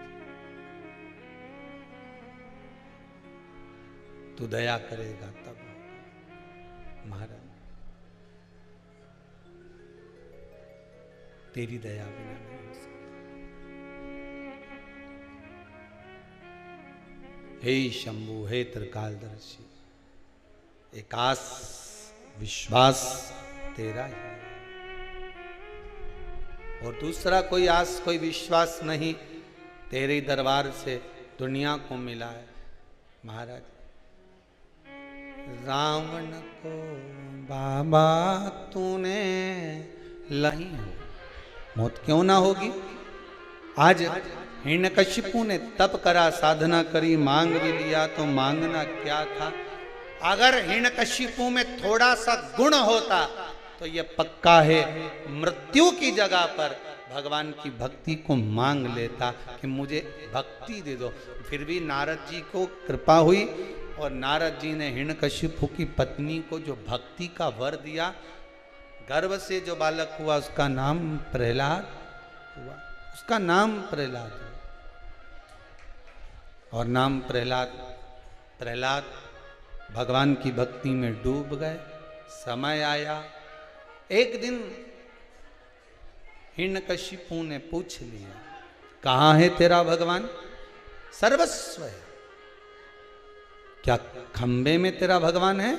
हाँ है। खंबे पर गदा का प्रहार करा, खंबा टूट कर नीचे गिरा, नरसिंह भगवान प्रकट हुए। ये सारी कथा तो श्रीमद् भागवत में भी है, पर नरसिंह भगवान के अवतार तक की कथा के बाद में भागवत जी में कथा नहीं। यहां वर्णन किया कि नरसिंह भगवान आकर हिरण्यकशिपु को मार दिए, पर क्रोध इतना नरसिंह भगवान का, इतना भगवान सारे देवता हार गए कि इनका क्रोध कैसे समाप्त हो। क्रोध को समाप्त कैसे किया जाए? होता है किसी किसी व्यक्ति के जीवन में क्रोध बहुत होता है। आपको लगता है कहीं कहीं कि मेरे पितर मुझ पर क्रोध कर रहे हैं। आपको कभी कभी लगे कि मेरे ऊपर पितृ दोष लगा हुआ है, या पितरों का श्राप लगा हुआ है, या हमारे यहाँ पर लोग अधोगति में ज़्यादा मर जाते हैं, हमारे यहाँ ये काम ज़्यादा हो जाता है, तो निवेदन है, श्राद्ध पक्ष चल रहा है, प्रयास करिएगा एक चावल की कटोरी में, कटोरी के अंदर थोड़ा सा चावल रख लीजिए कच्चा, उस चावल की कटोरी में एक बेलपत्र, थोड़ी सी दुर्वा बांधकर पानी का मटका, परिंडा या जहां अपना रसोई घर में जल रखते हो, उस कटोरी को वहां पर 2 दिन 3 दिन तक रख दो। वैसे तो 16 दिन रखो ज़्यादा अच्छा था, पर जो दिन अपने को मालूम है 2-3 दिन उसको रख दीजिए। घी का दिया लगाइए। 3 दिन के बाद में उस दुर्वा को, उस बेलपत्र को शिव बाबा को ले जाकर समर्पित कर दो। चावल पूरे घर में घुमाने के बाद चिड़िया को या नदी में या किसी जीव को प्रदान कर दो। महाराज, पितृदोष के निवारण का सुंदर तरीका।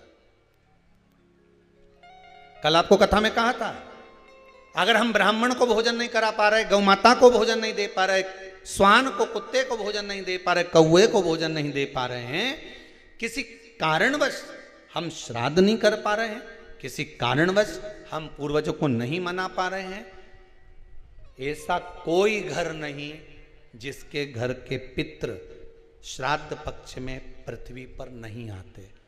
तुम पूछो मत पूछो, तुम्हारे घर के पूर्वज तुम्हारे यहां जरूर आते। दरवाजे पर आकर खड़े होते हैं पितृ, दरवाजे पर आकर हमारे घर के पितृ खड़े होते हैं, स्मरण करते हैं कि हमको यहां से कुछ भाग प्राप्त होगा, कुछ मिल जाएगा, कुछ प्राप्ति हो जाएगी। सम्मुख में आकर खड़े होते हैं। एक पहले नैमिषारण्य में कथा सुनाई थी जटा और मट्ठा की, आप लोगों को स्मरण होगा। 2 भाई हैं सगे। जटा की पत्नी बड़ी तेज थी, उसने पूर्वजों का पूरा धन अपने पास में रख लिया। श्राद्ध पक्ष में जटा और मट्ठा की कथा का स्मरण होना चाहिए, पितृदोष से मुक्ति होती है। जटा की पत्नी बड़ी तेज थी, अपने पूर्वजों का धन पूरा रख लिया।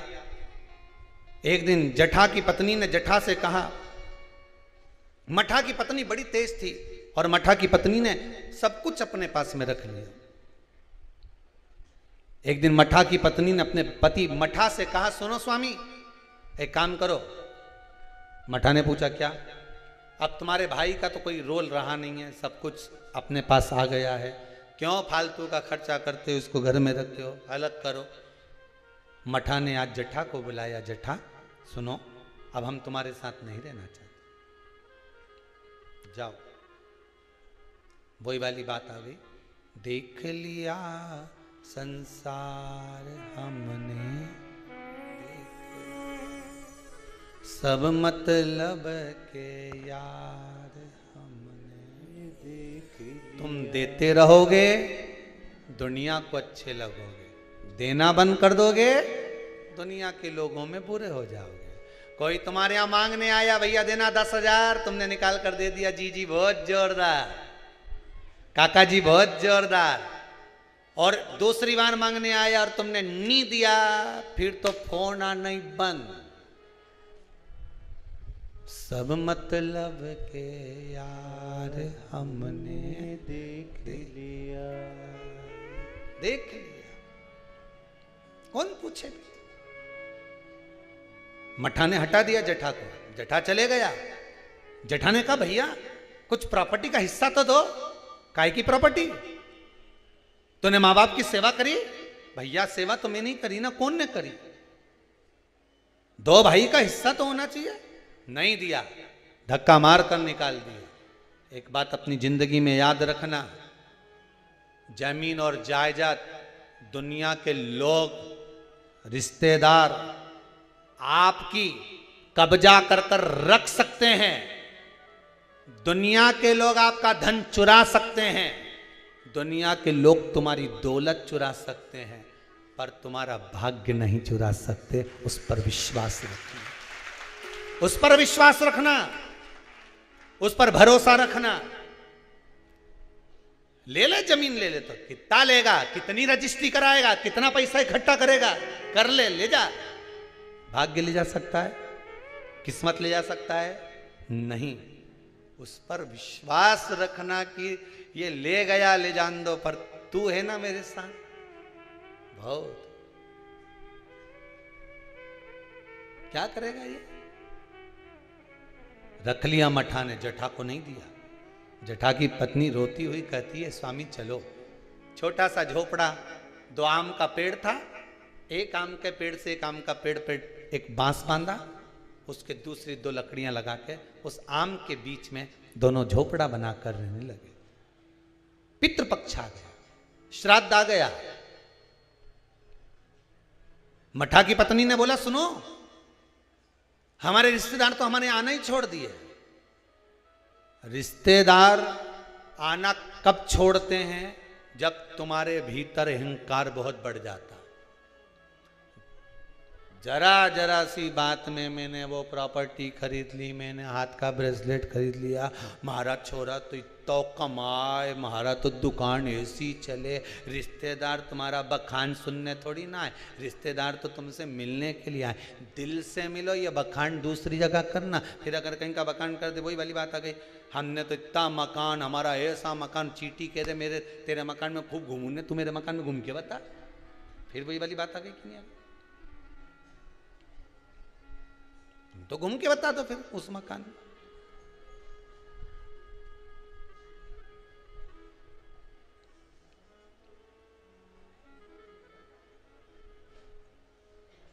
घूमो जितना घूमो। अब मठा की पत्नी ने कहा अपने यहाँ रिश्तेदार नहीं आ रहे। अब इतना अपने जोरदार कलर करवाया मकान में, कितना जोरदार जोरदार फर्नीचर बनवाया, और कोई देखने नहीं आए तो काय का मतलब? एक काम करो, तुम्हारे पिताजी का श्राद्ध आ रहा है, तुम्हारे दादाजी का श्राद्ध आ रहा है, श्राद्ध पक्ष आ रहे हैं 16 दिन श्राद्ध के। एक दिन ऐसा कर लो, सारे रिश्तेदारों को बुला लो श्राद्ध में, पंडित जी के भी बुला लो। और सुनो, अपन श्राद्ध करते हैं, सारा रिश्तेदार आएगा तो अपना मकान देख के तो जाएगा। श्राद्ध करा, ठीक है, खीर बनवाई, पूड़ी बनवाई, सब बनवाया।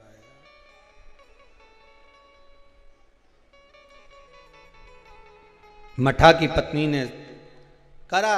जटा की पत्नी बोली, सुनो, आज तुम्हारे दादाजी का श्राद्ध है, घर में कुछ है नहीं, पर सुनो, वो सामने जो व्यापारी है ना, जिसकी किराना की दुकान है, उससे आपकी अच्छी बनती है ना? हाँ, मेरा बचपन का दोस्त है, जाओ उसके यहां से कुछ थोड़ा सा लिया हो तो अपन खीर बना लेंगे, ब्राह्मण को दे देंगे, उसके घर पहुंचा देंगे। ब्राह्मण नहीं लेगा, नहीं आएगा तो गाय को दे देंगे, स्वान को दे देंगे। जाओ, वहां गया, सब मतलब के यार सबको। मित्र ने कहा, भाई देख, देने को मैं शक्कर दे देता, सामान दे देता, मना नहीं है, पर अब मैं दे नहीं पाऊंगा क्योंकि तेरी कमाई का स्रोत नहीं है। बैंक भी लोन उसी को देती है जिसकी फाइल में कमाई का स्रोत दिखता है। सही है कि गलत है? लोन लेने वाले जानते हैं, तुम्हारी कमाई देखेगी पहले बैंक, वहां से कितना आ रहा है, कमाई कितनी हो रही है, सर्विस में कितना मिल रहा है, उसमें ये कटवा देगा। बैंक लोन तब देती है जब तुम्हारी कमाई का स्रोत दिखता है।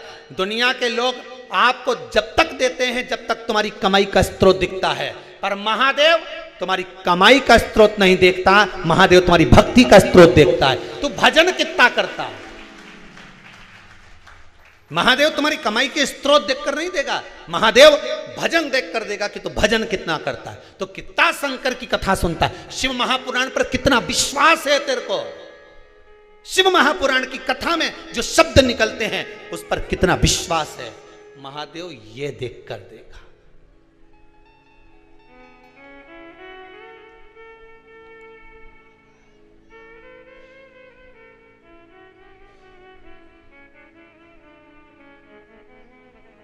अब विश्वास, मित्र ने मना कर दिया, मैं नहीं दे सकता तुझको, भाई मत दे, पर इतना तो दे दे कि मैं कंडा जलाकर, गोबरी जलाकर गाय का गोबर जो है सूखा हुआ, उसको जलाकर थोड़ी सी घी शक्कर ही छोड़ लो।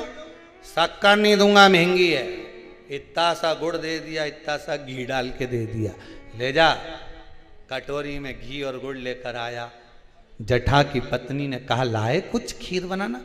खीर नहीं है, ये गुड़ शक्कर है। कोई गुड़ और घी है, कोई बात नहीं, मैं कंडा जलाकर धूप दे दूंगी। अभी घर में पोछा लगा लूँ, झाड़ू लगा लूँ, दरवाजा पे पानी छीट दूँ, थोड़ा सा चौक पोड़ दूँ दरवाजा पे, फूल रख दूँ दरवाजा पे। कर दिया। उधर पितृलोक से पित्र आए। सबसे पहले पितृ जो पुराना घर होता है वहीं जाते हैं, क्योंकि अंतिम संस्कार जिस घर से होता है पितृ सबसे पहले उसी स्थान पर पहुंचते हैं, जो पुराना मकान हो, भले वो किराए का क्यों ना हो। सबसे पहले पितृ वहां पहुंचते हैं।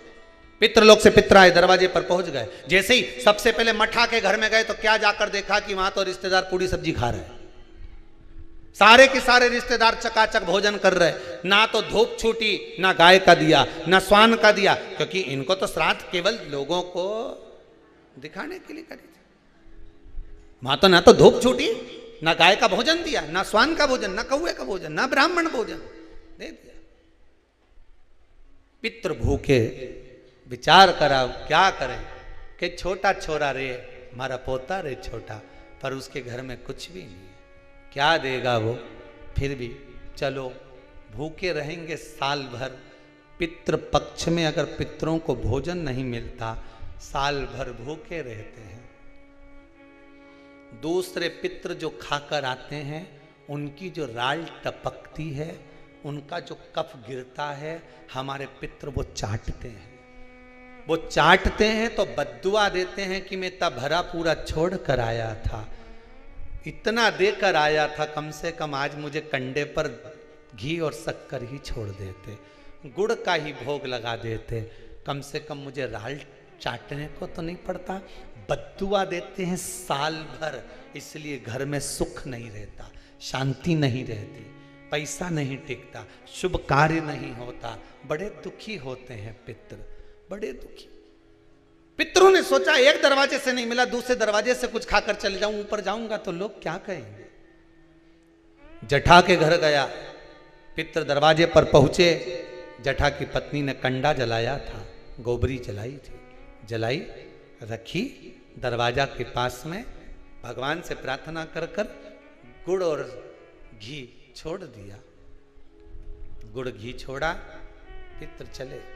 16 दिन तक पितृ पृथ्वी पर भ्रमण करते हैं। 16वें दिन पितरों के देवता आर्यमा कौवे पर बैठ कर आते हैं। अमावस्या के दिन प्रदोष काल में शाम के समय आते हैं, पितरों को वापस बिठाते हैं, पितृलोक ले जाते हैं। जितने संसार के पितृ हैं सब अमावस्या के दिन शाम के समय पितृलोक जाते हैं। इंतजार कर रहे थे पितृ, आर्यमा आए, पितरों के देवता आर्यमा स्वामी आए, कौवे पर बैठ कर आए और हमें लेकर जाए। सारे पितरों से आर्यमा स्वामी ने कहा, जाओ तुमने 16 दिन भोजन करा है, अब जाकर घाट पर पानी पी लो। कोई नदी, कोई तालाब, कोई सरोवर, कोई कुंड, कहीं जाकर शाम के समय पानी पीने के लिए पितर जाने लगे। पितर जब पानी पिए, पानी पीते से पितरों ने सोचा एक दरवाजे से भोजन नहीं मिला, उसके यहां भोजन मिला जिसके यहां कुछ भी नहीं था। पितरों ने विचार करा, आर्यमा स्वामी को आने में देरी है, आज अमावस्या है, घर के लोग दीप लगाएं उससे पहले एक बार उसके घर हो जाऊं जिस घर से दीपक आ रहा है। घाट पे लगने के लिए, नदी के तट पर, तालाब पर, सरोवर को, कुएं पर दिया लगने शाम को आएगा, उससे पहले मैं उसके घर हो जाऊं। और पितर घर पर जाकर क्या देखे, बच्चे भूखे थे, माँ से भोजन मांग रहे थे, माँ 5 दिन से अन्न नहीं खाया, दे देना माँ। माँ कहती है नहीं है माँ, फिर कंडा जलाकर तूने ये घी और गुड़ कहाँ से ला कर दिया? बेटा पितरों के लिए लाई थी, मांग कर लाई थी, तुम्हारे लिए नहीं है। एक काम करो, मैंने हंडी रख दी है, एक बर्तन रख दिया, भगोनी रख दी, उसको प्लेट से ढक दिया, उसमें भोजन रखा है, मैं 2 दिन बाद दे दूंगी। बेटों ने जाकर देखा तो उसमें भोजन नहीं था। माँ तू रोज तो वो भगोना दिखाती है, पात्र दिखाती है और कहती है भोजन मिलेगा। 3 दिन हो गए माँ, 5 दिन हो गए, नहीं मिला माँ। और 2 दिन का बोलती है। कोई बात नहीं। पित्र वापिस आए, दरवाजे से लौटकर वापिस घाट पर आए। घर का बेटा दिया जलाने के लिए आया नदी के तट पर। पित्र आचमन कर रहे थे पानी का। शाम के समय पर आर्यमा स्वामी ने पूछा, बोलो पितरों, तुम्हारे भोजन करने के बाद किसके घर में क्या देना है बता दीजिए। आर्यमा स्वामी ने पूछा तो पितर कहते हैं, जटा के घर में खाने के लिए नहीं है, उसको वर दे दो, दूध नहाए पूते फले, खूब उन्नति करे, वर प्रदान कर दो। जटा के घर में दूध नहाए पूते फले। जैसे ही बेटे ने दिया जलाया घाट पर, वहां पर खुशियों का दीप जल गया, आनंद का दीप जल गया, सारा सुख जटा के घर में पहुंच गया। मठा धीरे धीरे तिल तिल तिल तिल घटने लगा, जटा तिल तिल बढ़ने लगा। ये पितरों की कृपा होती है। मेरा सबसे निवेदन है, अमावस्या के दिन शाम के समय प्रदोष काल में नदी के तट पर जाओ, कुएं के तट पर जाओ, बावड़ी पर, तालाब पर, कहीं पर भी जाकर दिया जरूर जलाओ। नदी तालाब बावड़ी नहीं हो तो पीपल के पेड़ के नीचे, बेलपत्री के पेड़ के नीचे या बट के पेड़ के नीचे जलाओ।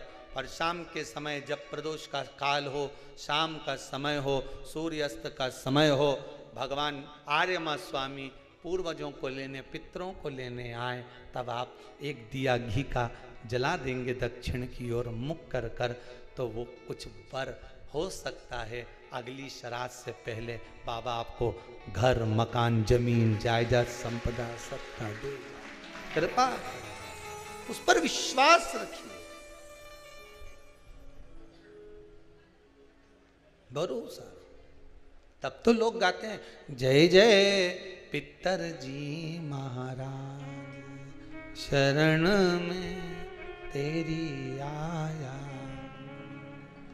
शरण में तेरी आया हूँ, शरण में तेरी आया, जय जय पितर जी महाराज, शरण में तेरी। जटा और मठा की कथा कहती है, आप दिल से, मन से, नहीं है ना कुछ देने के लिए, आप ब्राह्मण को भोजन कराने का भी नहीं है, आप गाय को नहीं दे सकते, कम से कम शाम को दिया तो लगा सकते हो, थोड़ा सा कंडा जलाकर घी शक्कर तो छोड़ सकते हो, थोड़ा सा भोग लगा सकते हो। श्राद्ध पक्ष में किया गया दान, श्राद्ध पक्ष में किया गया पुण्य, ये हजारों लोग जो लगे हुए हैं आजीवन भोजन भंडारे के सदस्य बन रहे हैं, श्राद्ध पक्ष में 1 रुपया भी अगर आप दान कर रहे हो, पुण्य कर रहे हो, सत्कर्म कर रहे हो, आपके द्वारा दिया गया धन अगर ब्राह्मण भोजन कर रहे हैं, भंडारे में लग रहा है, गौ माता में लग रहा, मंदिर में लग रहा है,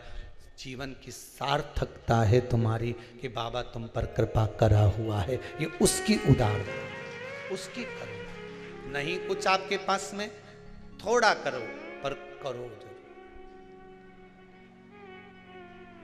थोड़ा करो, करो जरूर।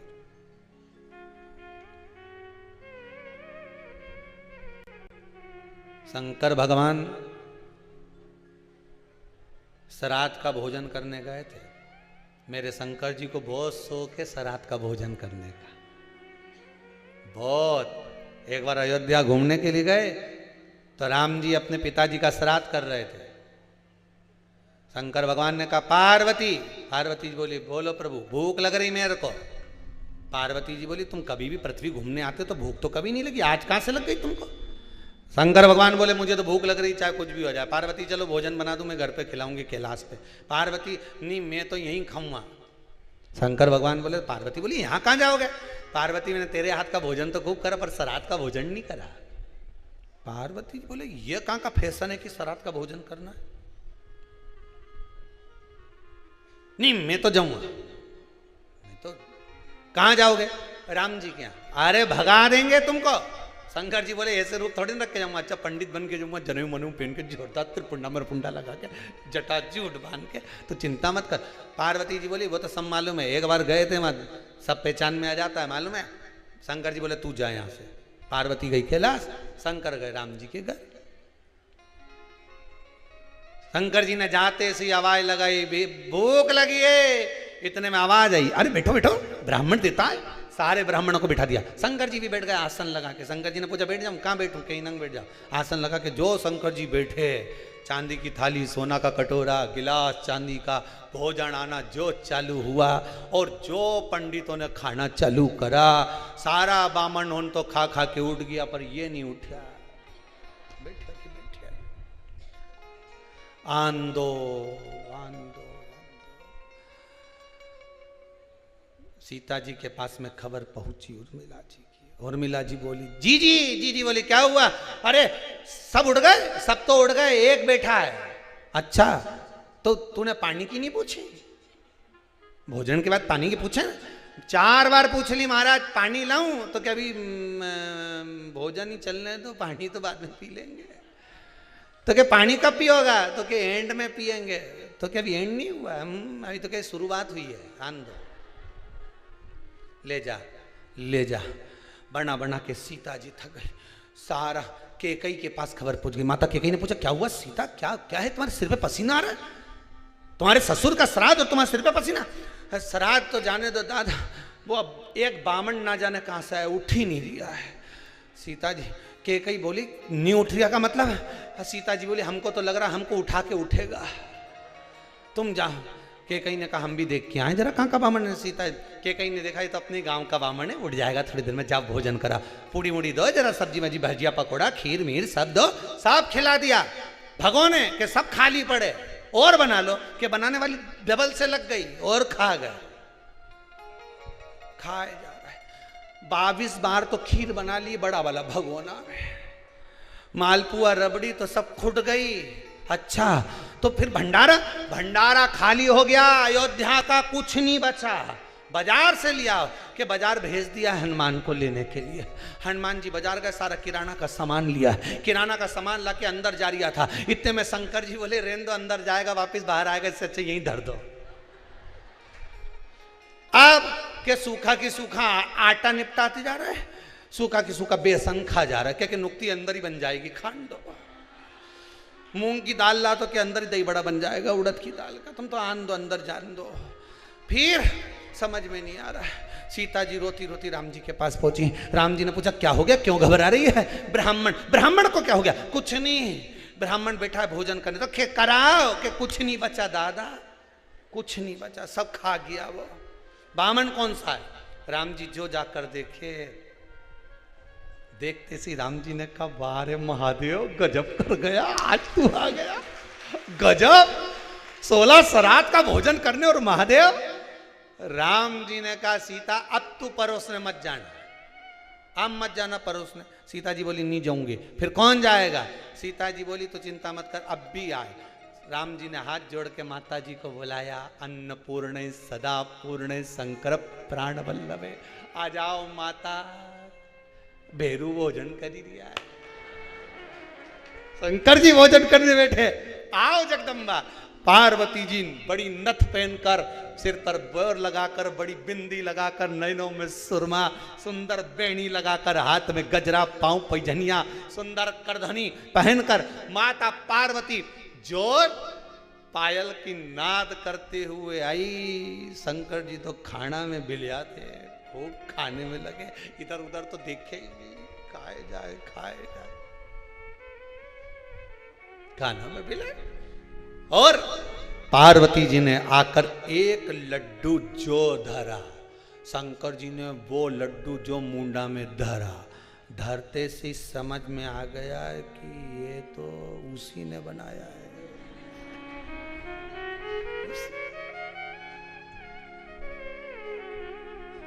कभी कभी हो जाता है, एक पति ऑफिस से आया, कहीं प्रवचन में सुन के आ गया कि पत्नी जो भी बनाए उसकी तारीफ जरूर करना चाहिए। पति ने आज तक पत्नी के बनाए हुए भोजन की तारीफ नहीं करी थी, आज ऑफिस से आकर प्रवचन में सुनी आया था, कहीं कथा में सुन लिया होगा, कहीं महाराज की कथा सीवर वाला की, और सुन के तारीफ करने बैठ गया। क्या जोरदार पराठा बना, ये सब पराठा जिंदगी में कभी नहीं खाया, क्या जोरदार बनाया है। पत्नी अंदर गई ने बेलन ला के जो पटी के धोया, जो धोया। पति बोले, क्या हो गया? पत्नी बोली 40 साल मेरे हाथ का खाया तब तारीफ नहीं करी, आज पड़ोसन के हाथ से आया तो तारीफ कर रहा। जो धोया। पति सोचा आज के बाद आंदे सियोर वाला महाराज की कथा कभी नहीं देखूंगा। तारीफ करने की बोली तो मैंने कर दी, तारीफ करने का बोला था हमने, करे सत्ता तारीफ। पार्वती जी ने जो लड्डू दिया शंकर भगवान पाए, जो भोलेनाथ जी ने लड्डू खाया समझ गए ये उसी ने बनाया। और जो ने लड्डू खाता खाता ने ऊपर देखा नहीं, पार्वती जी ने दोनों नेना मटका दिया।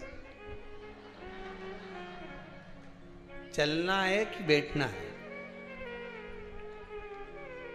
कहीं पति अगर जब ज्यादा रिसेप्शन में या पार्टी में ज्यादा फाका फाकी करे नहीं, और पत्नी काजल माजल लगा के जूड़ा मूड़ा लगा के पिन लगा के इशारा में ही बोल दे चलना है, उत्ता में तो ये आगे जगदम्बा भेरू पीछे।